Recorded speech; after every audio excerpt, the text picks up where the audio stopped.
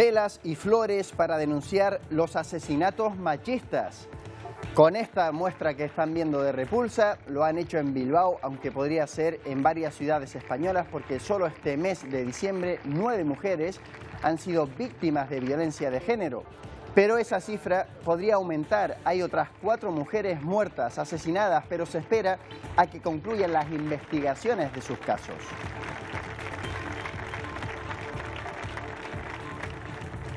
Buenas tardes. Ayer les contábamos que por primera vez se reunía de emergencia el Comité de Crisis del Ministerio de Igualdad. Buscaban razones por las que este mes se han disparado los feminicidios y soluciones también. Desde esa comparecencia, hace menos de 24 horas, otras 2 mujeres han sido asesinadas, lo que ha obligado al ministro del Interior a comparecer también de urgencia hace solo unas horas.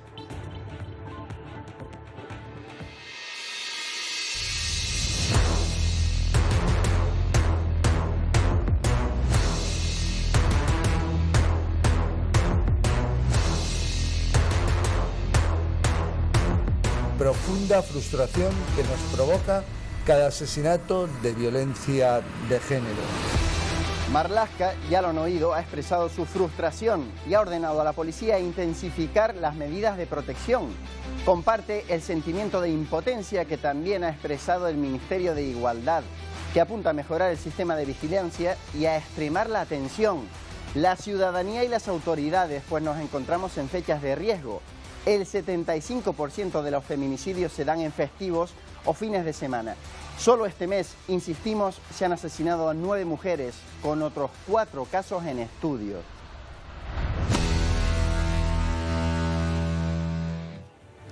Preocupa y mucho ese tema aquí en nuestro país, pero también otros. Por ejemplo, en China continúa el repunte de casos de coronavirus y la preocupación de los expertos por las nuevas variantes. Las unidades de cuidados intensivos de los hospitales están saturadas, mientras el gobierno de ese país ha dejado de publicar sus datos COVID y los expertos cifran en más de 30 millones los contagios diarios. La preocupación no solo se concentra en China. La Comisión Europea ha convocado al Comité de Seguridad Sanitaria para evaluar posibles medidas coordinadas ante este repunte de casos. Porque otra de las medidas tomadas por Pekín es suavizar las exigencias para que los chinos viajen y para recibir extranjeros también. Ha provocado mucha preocupación y muchos de esos países extranjeros ya han tomado medidas. Estados Unidos, Italia, Japón o India ya han anunciado controles para los pasajeros procedentes de China. El Reino Unido está valorando también tomar medidas y España ha advertido de los riesgos de viajar hoy por hoy al país asiático. Recordemos que desde el 8 de enero China ya no aplicará cuarentenas, aunque sigue sin expedir visados de turismo y aún exige una prueba PCR negativa.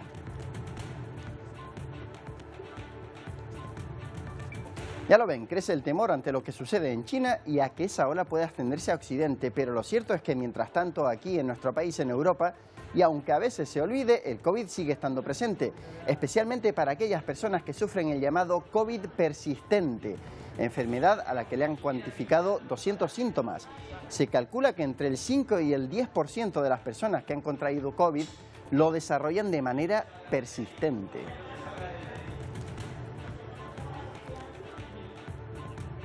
Lorenzo Armenteros del Olmo es portavoz de la Sociedad Española de Médicos Generales y de Familia. Lorenzo, muy buenos días, muchas gracias por atendernos durante esta mañana. Hola, buenos días. Enseguida le preguntaré por la situación en China, que también centra la atención, pero vamos a empezar por el COVID persistente. ¿Qué es exactamente? ¿Qué entendemos por COVID persistente?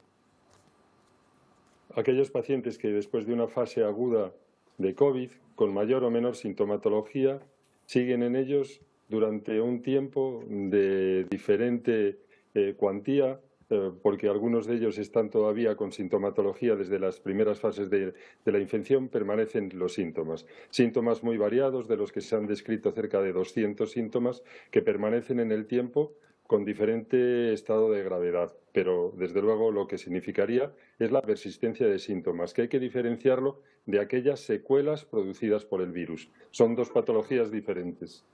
¿Qué entendemos por persistente? Que dura mucho en el tiempo, pero un mensaje positivo que va a terminar, o se dan casos que no terminan. Tenemos las 2 opciones. Hemos tenido pacientes en los que la patología que tenían desapareció al cabo del tiempo o coincidente en algunos casos con dosis de vacunación, y hay otros que persisten todavía, que aún ahora, prácticamente pasados más de 2 años, todavía continúan con unos síntomas y sintomatología importante que afecta mucho su calidad de vida. Algunos de ellos han tenido que persistir la baja laboral y ya se han dado las primeras invalideces, incapacidades absolutas por esta enfermedad. ¿Cómo se sienten estas personas? Entiendo por lo que dice que sobre todo muy débiles, con poca energía. Es una de las sintomatologías más características, el cansancio, un cansancio extremo que va unido también a una incapacidad de realizar tareas de la vida diaria, tareas sumamente sencillas. Cualquiera de ellas les produce una gran cansancio, una gran impotencia para poderla realizar.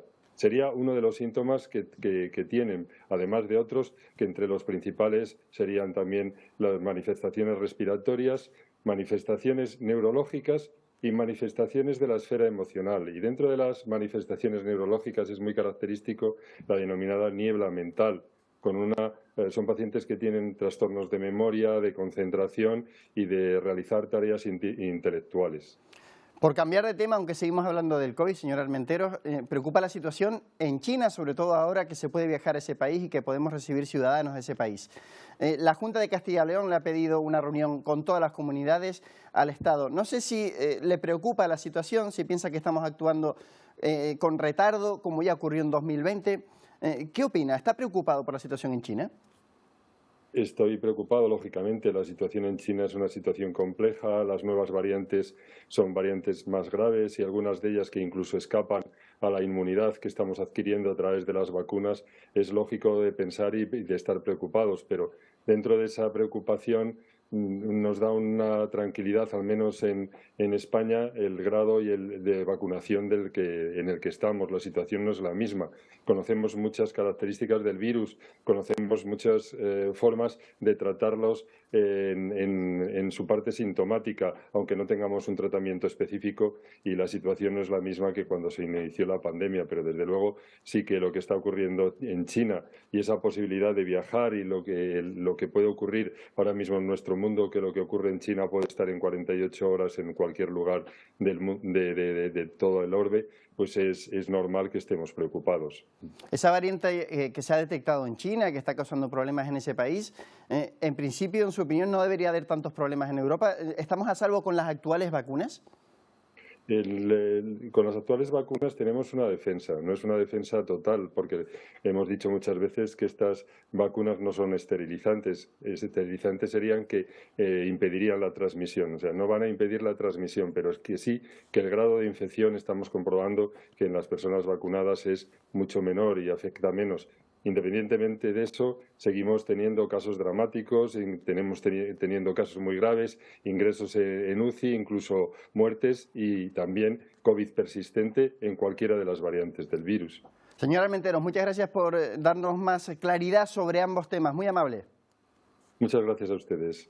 Continuamos, seguimos muy preocupados con uno de los temas que es noticia aquí en nuestro país, la guerra de Ucrania, que continúa con una dura jornada de bombardeos de Rusia sobre varios puntos de ese país, de Ucrania, que se despertó esta mañana con el sonido de las alarmas antiaéreas seguidas de fuertes explosiones.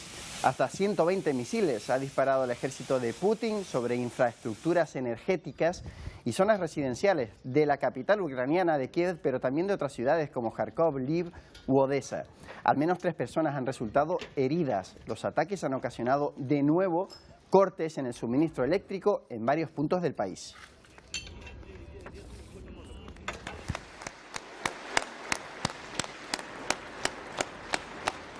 Con este prolongado aplauso, el Parlamento de Ucrania ovacionaba este miércoles el discurso anual del presidente de su nación.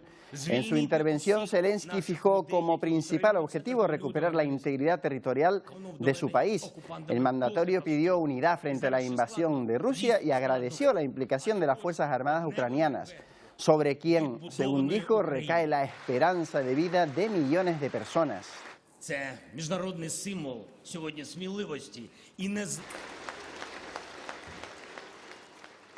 La guerra, ya lo saben, tiene muchos efectos negativos en la economía y también en las percepciones del futuro. En Alemania los comerciantes son pesimistas de cara al año que comienza. Del balance anual que hace el Instituto Alemán de Investigación Económica se desprende que la inflación sigue siendo la principal preocupación de los habitantes de una de las economías más desarrolladas en Europa. En Alemania la inflación ha sido del 10% los 2 últimos meses y además no creen que los precios de la energía vayan a bajar tanto como lo estaban antes de la invasión rusa de Ucrania. Y en Finlandia deben pensar muy parecido porque acumulan, ya lo ven, leña e incluso remodelan sus casas para reducir el consumo energético. Los precios de la energía siguen siendo muy altos, sobre todo después de que el país dejara de importar gas y electricidad de Rusia. Eso, unido al temor de un posible apagón, empuja a los finlandeses a intentar rebajar el precio que pagan por las facturas de la electricidad. Ya lo ven, a la vieja usanza, quemando leña. Y esta otra imagen se repite en muchos lugares. Ayer la vimos en Venezuela por escasez. Aquí en España la hemos visto por acabar el subsidio a la gasolina y estas colas en las gasolineras nos llegan desde el Líbano, país que lleva 3 años con escasez de combustible, que ahora se agrava. El Banco Mundial califica la situación libanesa como una de las peores crisis económicas del mundo, donde además entran en juego la inflación, el desempleo y la pobreza. No hay país indemne no afectado por la inflación. Aquí en España, advierte Facua, la Asociación de Consumidores, 8 de cada 10 familias han empeorado su dieta, pues compran productos de menor calidad ante la subida de los precios. Tenemos menos capacidad adquisitiva para comprar productos y eso, por lo tanto, está condicionando qué compramos y cada cuántos días consumimos. Un dato más preocupante es en el del consumo, la compra de pescado. Más de la mitad de las familias ha reducido la compra de pescado, un 50,9%. Y después de esta sucesión de malas noticias relacionadas con la economía, toca darnos un respiro que nos da el precio de la electricidad. Durante el día de hoy tendrá el segundo precio más bajo en lo que llevamos de diciembre. Entre las 8 y las 9 de la noche intenten en cualquier caso usar menos luz, pues será el precio más caro dentro de una jornada, insisto, barata. Mucho más barata que, por ejemplo, hace un año. Pagamos 3 veces menos que entonces y un 80% más barata que lo que paga de media el resto del continente europeo. Megavatio hora, el tercer precio más caro de este mes. Aparte de Ucrania, los Balcanes se han convertido en el otro gran punto de tensión internacional. El presidente de Serbia pide una oportunidad para el diálogo y anuncia que en las próximas 48 horas serán desbloqueadas las carreteras en el norte de Kosovo. Un intento de rebajar la tensión entre ambos países que el gobierno de Pristina no se termina de creer y sigue pidiendo a la OTAN que intervenga antes de que sea tarde. Justo cuando la tensión alcanza su cota más alta, con la quema anoche de varios vehículos que bloqueaban las vías, Serbia trata de desescalar el conflicto. Este jueves empezará a eliminar las barricadas que llevan bloqueando 20 días las carreteras con el norte de Kosovo. He pedido que comiencen a quitar las barricadas y que den una oportunidad al diálogo, a la paz y la confianza, solicitaba este miércoles el presidente Aleksandar Vučić a los serbios que residen en la ciudad kosovar de Mitrovica. Pero el gobierno de Kosovo no se fía y pide la intervención urgente de la OTAN para despejar esas vías bloqueadas por los serbo-kosovares. Poner barricadas en la carretera es ilegal, inaceptable y no será tolerado. Hemos dado el tiempo necesario a la OTAN para que actúe, pero este tiempo se agota rápidamente, advierte el primer ministro kosovar. Serbia mantiene a su ejército en máxima alerta desde este martes y por si la tensión no fuera suficiente, Rusia deja patente su apoyo a Serbia. Alrededor de 50.000 serbios viven en la parte norte de Kosovo y se niegan a reconocer al gobierno de Pristina. Ven a Belgrado como su capital. El polvorín de los Balcanes, se ha dicho siempre. Fernando Cocho es analista de inteligencia y experto en seguridad nacional. Señor Cocho, muy buenos días. Muchas gracias por atendernos e intentar arrojar algo de luz sobre lo que está pasando en Kosovo. Muy buenos días. Buenos días, buenas tardes aquí desde la península de nuestros hermanos de Canarias. Yo me pregunto, el gobierno de Serbia le ha dicho a los serbios de Kosovo que por favor desbloqueen la situación, quiten esas barricadas. ¿Tienen autoridad para hacerlo o se arriesgan a que los propios serbios de Kosovo no les hagan caso?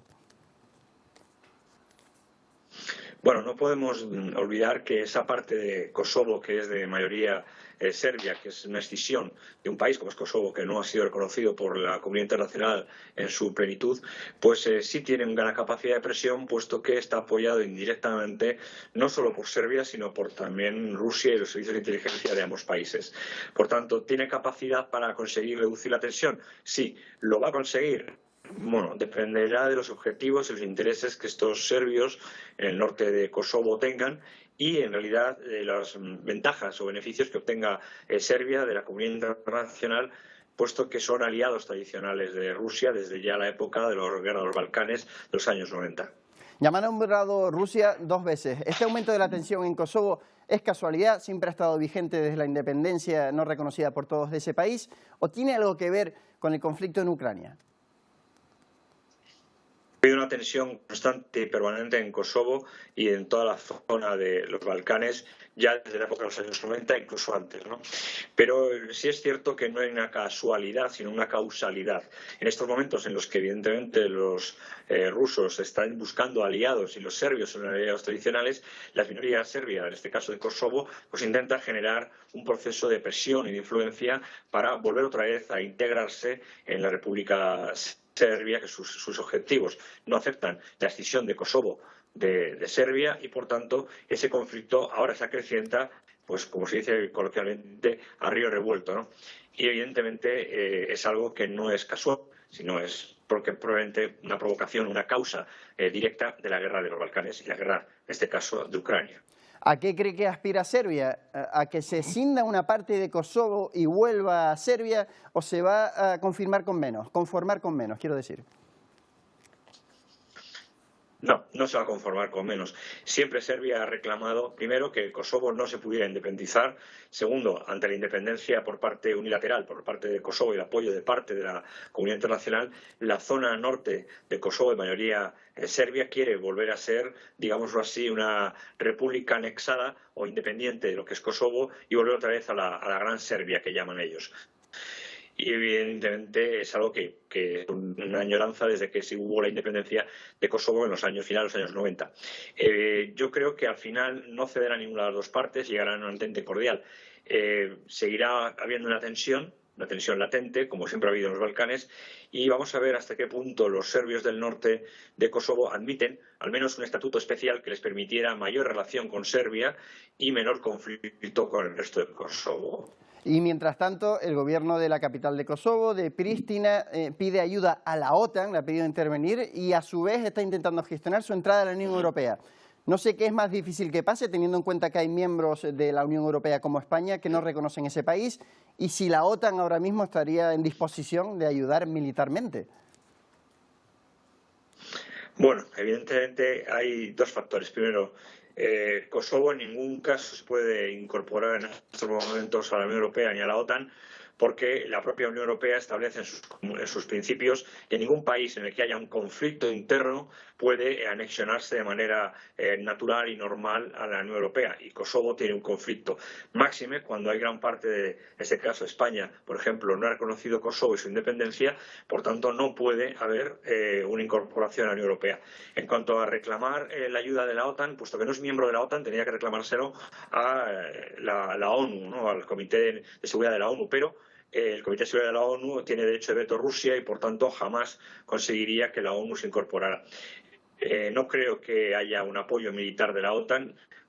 Como mucho, a lo mejor de una manera indirecta, a un miembro, en este caso Estados Unidos o Gran Bretaña, podría ayudar a Kosovo de manera indirecta. Pero de nuevo, otra vez, sería un proceso de influencia, un proceso de penetración que no estaría bien visto ni por los serbios ni por Rusia. Discúlpeme que vuelva a preguntarle por Rusia, pero ¿qué gana Rusia con esto? ¿Tiene Rusia tanta fuerza como para tener varios frentes abiertos? Bueno, el número de frentes abiertos que pueda tener un país, decía Napoleón, que depende de sus capacidades militares y de estrategia geopolítica. En este caso, Rusia siempre ha apoyado a Serbia, por tanto no está haciendo nada que ya no haya hecho anteriormente. No es que tenga un frente abierto más, es que ya tiene el frente abierto desde hace mucho tiempo en el caso de Serbia, y es un frente más diplomático que militar, por tanto no le afecta en este caso a la guerra con Ucrania. No olvidemos que también hay otros países como por ejemplo Argelia o Venezuela o Irán que ya están apoyando, o China de manera indirecta que está apoyando a Rusia, por tanto no es un frente abierto como tal militar, sino un frente diplomático. Y los frentes diplomáticos siempre se pueden mantener abiertos durante mucho tiempo. En este caso, ¿Rusia tiene capacidad para mantener diplomáticamente abierto tantos frentes? Pues sí, evidentemente Rusia, a pesar de sus problemas en Ucrania, pues sigue siendo una gran potencia y tiene derecho de veto en Naciones Unidas. Por tanto, es muy importante. Muy brevemente, ya por sus palabras dedujo que no cree usted que este conflicto vaya a ir a mayores. No creo que vaya a mayores, o habrá alguna refriega, como siempre ha habido en los últimos 10 años, pero no creo que vaya a mayores porque a ninguna de las dos partes le interesa el conflicto, ni a los serbios, ni a los kosovares, ni a los rusos, ni a la Unión Europea en general. Pues señor Fernando Cocho, muchas gracias por atendernos, por intentar explicarnos algo más de lo que está pasando en el siempre complicado escenario de los Balcanes. Muy amable. Muchas gracias, a vuestra disposición siempre. Gracias. Volvamos al tema con el que iniciamos este informativo, que está iniciando todos los informativos de nuestro país, porque es un tema muy importante. En las últimas horas han vuelto, en 24 horas han asesinado a 3 mujeres, van 9 durante este mes y otros 4 en estudio. Entre esos casos que se están estudiando las motivaciones está el asesinato que se produjo anoche en Madrid.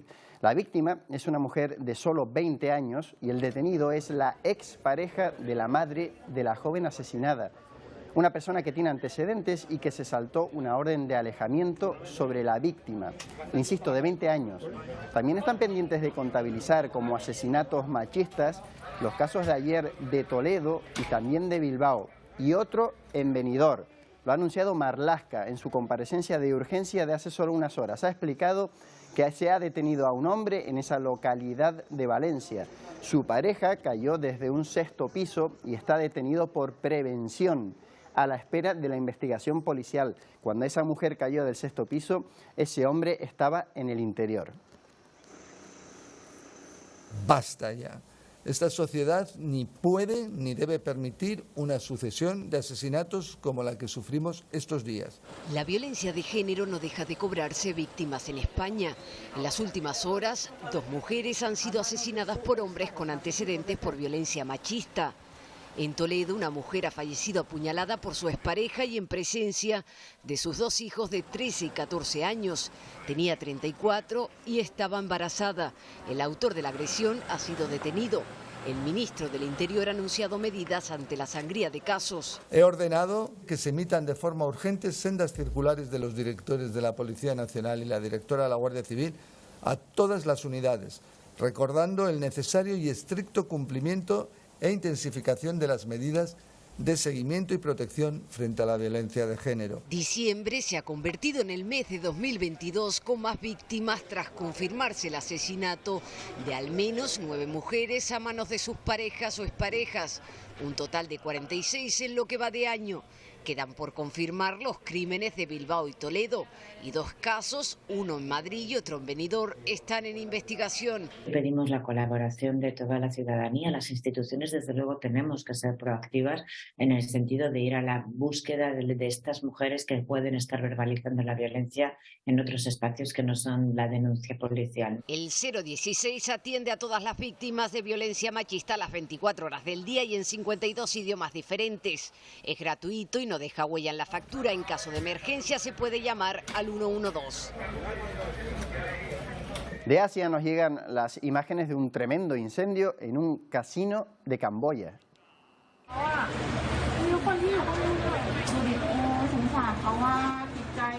Ha tenido lugar a primera hora de hoy. A la espera de actualizar los datos, han confirmado la muerte de 19 personas, pero se teme que haya muchos más fallecidos, pues se sabe de personas que han quedado atrapadas y además hay 30 desaparecidos. Se trata de una zona de ese país a la que acuden muchas personas de la vecina Tailandia, país donde el juego y las apuestas son ilegales. De Asia a América viajamos hasta ese continente debido a la tensión que se está viviendo en Bolivia después de que un líder de la oposición fuera detenido este miércoles.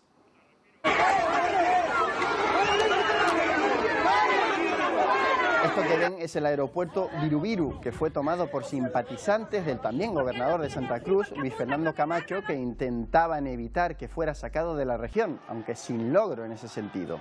El político de extrema derecha enfrenta hasta 8 causas judiciales, entre ellas no acudir a la cita judicial donde se lo procesaría por supuesto terrorismo y conspiración para derrocar al presidente Evo Morales en el año 2019.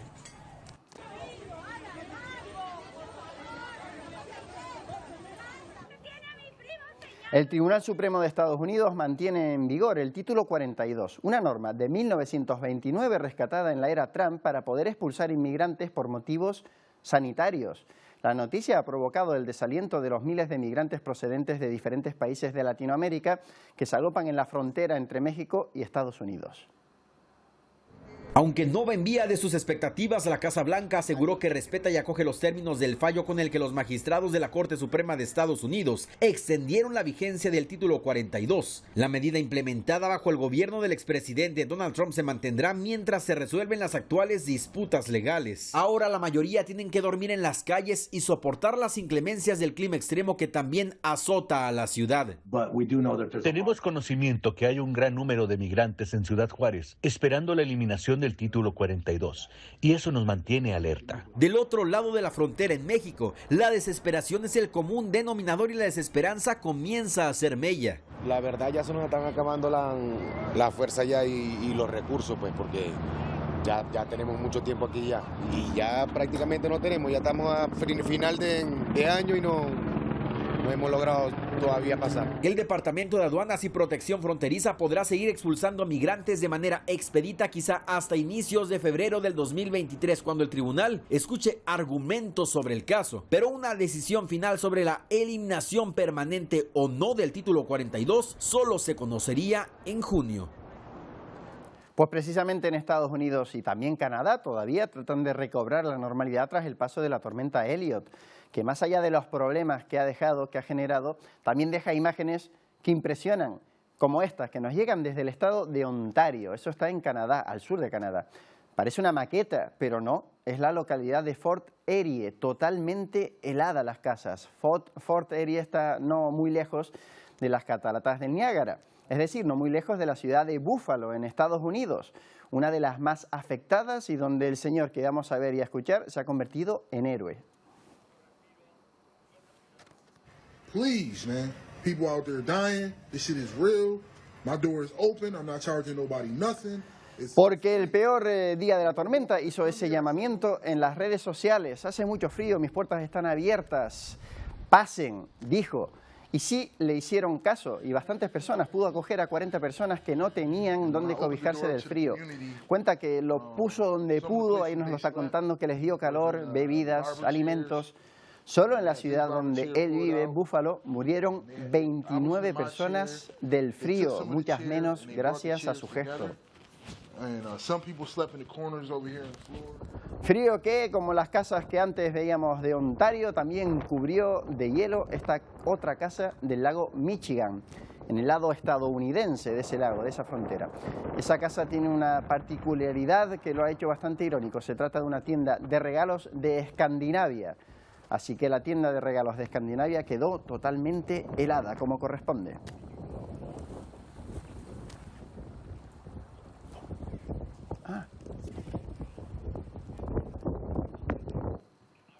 Bueno, enseguida llega el Telenoticias 1, pero antes tenemos tiempo para un último viaje. Nos vamos a ir hasta Chile, aunque les pueda parecer que estamos en China, la tan nombrada China estos días. Esto es Santiago de Chile, su capital, y su festival de faroles que conmemora las buenas relaciones entre esos dos países. Son más de 40 artesanos de esa nacionalidad los que han creado estas esculturas de luz con formas de animales, flores, seres mitológicos y otras escenas de la cultura popular china. Una tradición milenaria que desde hace unas décadas también se celebra en la capital chilena. Unas imágenes bonitas para un informativo en el que han predominado las noticias tristes. Les dejamos ahora con el TN1. Hasta mañana. Twinkle, twinkle,